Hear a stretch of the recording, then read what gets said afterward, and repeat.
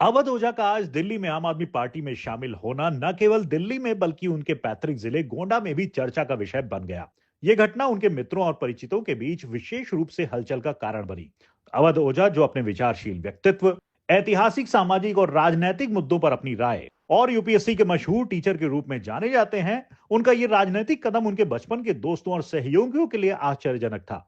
उनके बाल सखा और समाजसेवी सुबोध मिश्रा उर्फ मैन मिश्रा ने इस घटना पर अपनी प्रतिक्रिया देते हुए कहा, पारिवारिक सदस्य हैं, वो बड़े भाई के रूप में है। बचपन हम लोगों का साथ में बीता और अलग प्रतिभा थी उनमें। और राजनीति में आने का फैसला शुरू में तो कहा करते थे कि एक दिन राज करना है, और उस दिशा में जिस डायरेक्शन को उन्होंने चूज किया, शिक्षक बने, ऐसा लगता नहीं था। लेकिन अगर उन्होंने फैसला लिया है तो बहुत ज्ञानी आदमी है, सोच समझ कर ही और उन्होंने फैसला लिया है।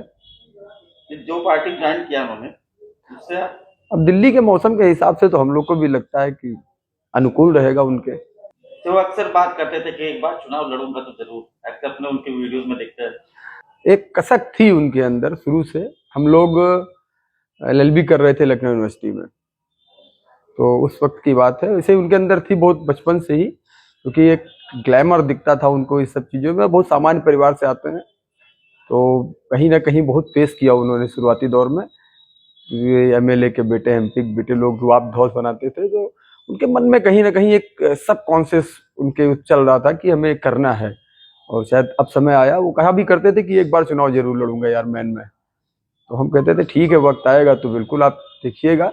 लेकिन जब वो शिक्षा क्षेत्र में चले गए और इतना मतलब लेजेंड है वो तो आज की तारीख में, और इस तरह का फैसला लिया। अभी हमारे पास जल्दी ये बात हुई थी, तो तब भी उन्होंने ये नहीं कहा कि हम मतलब कोई पार्टी ज्वाइन करने जा रहे हैं, लेकिन ये कहा था कि कुछ बड़ा करेंगे।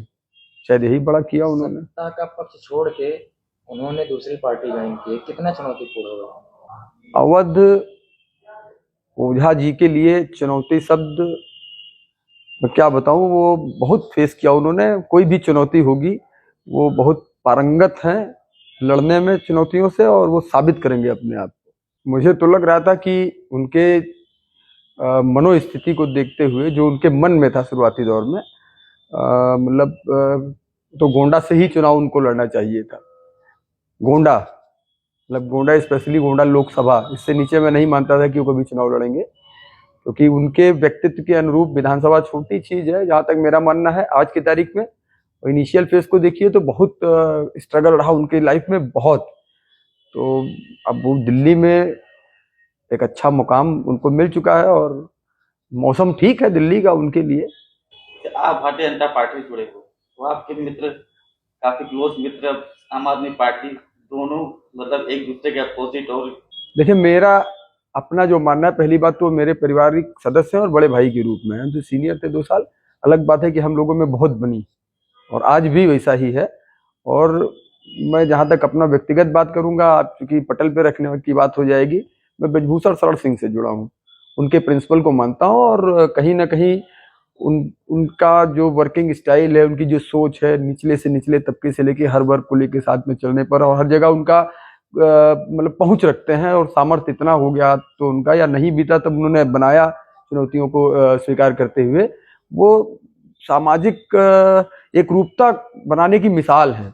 और इस बात के हम कहें तो छात्र संघ की राजनीति में भी थे, छात्र राजनीति में थे, और तब से हम उनको देख रहे थे और अवसर मिला, उनके साथ काम करते हैं। मैं भारतीय जनता पार्टी के लिए ही कार्य कर रहा हूँ।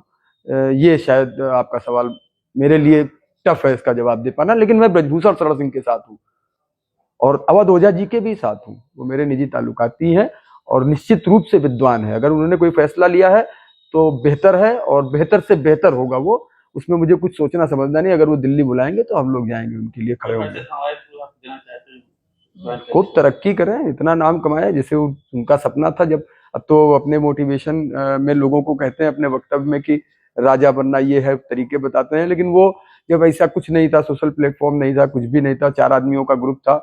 उनके अच्छे दोस्तों में हरिओम तिवारी भैया हैं, खूबसूरत वाले हरपाल भैया हैं, और हरमीक भैया अब तो बाहर चले गए।